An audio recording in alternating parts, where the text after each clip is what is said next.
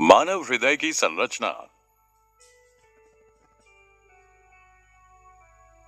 मनुष्यों में oxygen, carbon dioxide, पचे हुए भोजन, उत्सर्जित उत्पादों आदि जैसे पदार्थों का परिवहन हमारे शरीर की परिसंचरण प्रणाली का निर्माण करने वाली विशेष लंबी दूरी की परिवहन प्रणालियों द्वारा जाता है।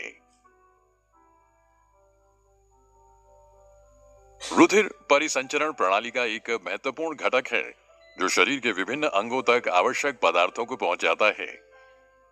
रक्त का संचार और शरीर के प्रत्येक अंग तक इसका परिवहन रुधिर परिसंचरण प्रणाली द्वारा सुनिश्चित किया जाता है, जो हृदय और रक्त वाहिकाओं का गठन करता है। आइए इस मॉड्यूल में हृदय की अनोखी और जटिल संरचना को समझने का प्रयास करें। मानव हृदय एक खोखला शंक्वाकार आकार का, लगभग हमारी बंद मुट्ठी के आकार का मांसपेशी अंग है। ये लाल भूरे रंग का होता है और पुरुषों में इसका वजन लगभग 300 ग्राम और महिलाओं में 250 ग्राम होता है। हृदय वक्ष गुहा के मध्य में दोनों फेफड़ों के बीच स्थित होता है और एक सुरक्षात्मक दो परतीय थैली से घिरा होता है जिसे पेरिकार्डियम के रूप में जाना जाता है।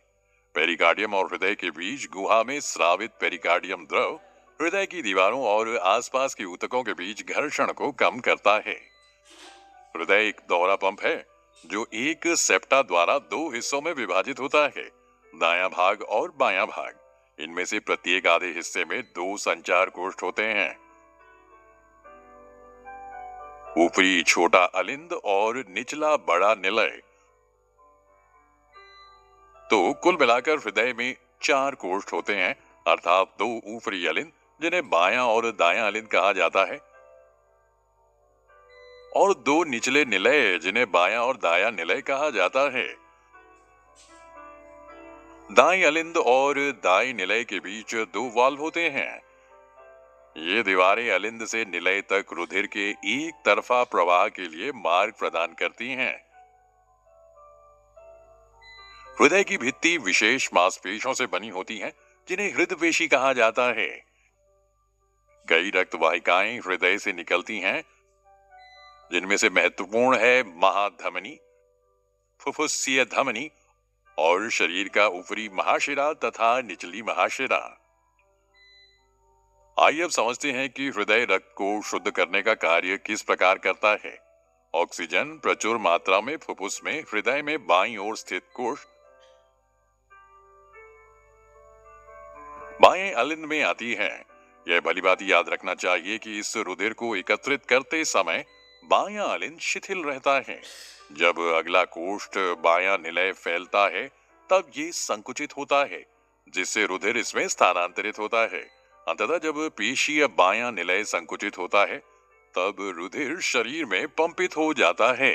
ऊपर वाला दायां कोष्ठ दायां अलिंद जब फैलता है तो शरीर में विऑक्सीजनित रुधिर इसमें आ जाता है। जैसे ही दायां अलिंद संकुचित होता है, नीचे वाला संगत कोष्ठ दायां निलय फैल जाता है। ये रुधिर को दाएं निलय में स्थानांतरित कर देता है, जो रुधिर को ऑक्सीजनीकरण हेतु अपनी बारी पर फुफ्फुस में पंप कर देता है। अलिंद की अपेक्षा निलय की पेशीय भित्ति मोटी होती है, क्योंकि निलय को पूरे शरीर में रुधिर भेजना होता है। जब अलिंद या निलय संकुचित होते हैं तो वाल्व उल्टी दिशा में रुधिर प्रवाह को रोकना सुनिश्चित करते हैं। रक्त परिसंचरण तंत्र। हृदय मानव शरीर में सबसे महत्वपूर्ण अंगों में से एक है, जो पूरे परिसंचरण तंत्र में रक्त पंप करने के लिए जिम्मेदार है। रक्त शरीर की सभी कोशिकाओं तक ऑक्सीजन और पोषक तत्व पहुंचाता है और संचार प्रणाली हर अंग और ऊतक के स्वास्थ्य और कल्याण को बनाए रखने में महत्वपूर्ण भूमिका निभाता है। मानव हृदय एक मांसपेशीय अंग है जो छाती में केंद्र से थोड़ा बाईं ओर स्थित होता है। ये लगभग मुट्ठी के आकार का होता है और पेरिकार्डियम नामक एक सुरक्षात्मक थैली में बंद होता है। हृदय को 4 कक्षों में विभाजित किया गया है: दायां अलिंद, दायां निलय, बायां अलिंद और बायां निलय। मनुष्य में 4 कक्षीय हृदय में 2 अलिंद बाएं और दाएं तथा 2 निलय बाएं और दाएं होते हैं। हृदय के बाएं भाग में ऑक्सीजनित रक्त होता है और हृदय के दाएं भाग में विऑक्सीजनित रक्त होता है। रक्त एक पूर्ण परिपथ में दो बार गुजरता है, एक ऑक्सीजनित रक्त के साथ और दूसरा विऑक्सीजनित रक्त के साथ। इसे दोहरा परिसंचरण के रूप में जाना जाता है। दोहरा परिसंचरण तंत्र ऑक्सीजनित और विऑक्सीजनित रक्त के मिश्रण को रोकता है। आइए हम व्यवस्थात्मक निरूपण की सहायता से दोहरे परिसंचरण को समझें। दाएं निलय में विऑक्सीजनित रक्त फुफ्फुसीय धमनियों के माध्यम से ऑक्सीजनीकरण के लिए फेफड़ों तक जाता है। फुफ्फुसीय धमनियां विऑक्सीजनित रक्त को फेफड़ों तक ले जाती हैं। विऑक्सीजनित रक्त फेफड़ों में ऑक्सीजनित होता है। फेफड़ों से ये ऑक्सीजनित रक्त फुफ्फुसीय शिराओं के माध्यम से वापस हृदय तक आता है।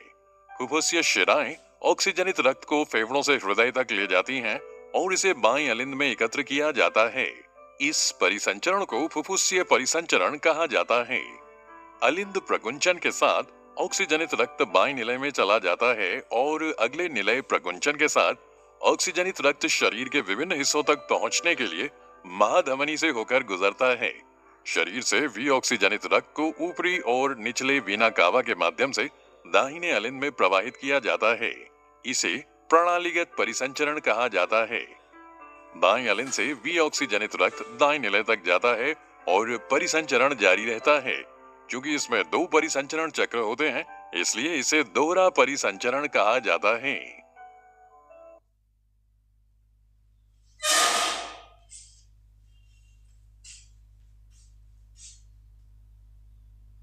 मनुष्यों में श्वसन। विभिन्न जीवों में कुछ विशिष्ट अंग होते हैं जो केवल गैसों के आदान प्रदान के लिए होते हैं, जैसे कि मछलियों में गलफड़े, केंचुए में खाल, मेंढकों में गलफड़े और फेफड़े, और कीड़ों में श्वास नली प्रणाली। लेकिन इनके मुकाबले मनुष्य का श्वसन तंत्र काफी अधिक जटिल है। मनुष्य के श्वसन तंत्र में ऐसा यंत्र विन्यास है जिसके द्वारा फेफड़ों में ताजी हवा प्रवाहित होती है और फेफड़ों से हवा बाहर निकलने का भी तंत्र है। श्वसन तंत्र में शामिल हमारे शरीर के अंग हैं बाह्य नासाद्वार, नासा गुहा, आंतरिक नासाद्वार, ग्रसनी,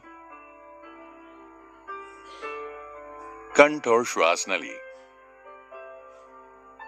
श्वसन अंगों में फेफड़ों की एक जोड़ी होती है जिनमें श्वास नलियां, सूक्ष्म श्वास नली और कूपिका कोश होते हैं।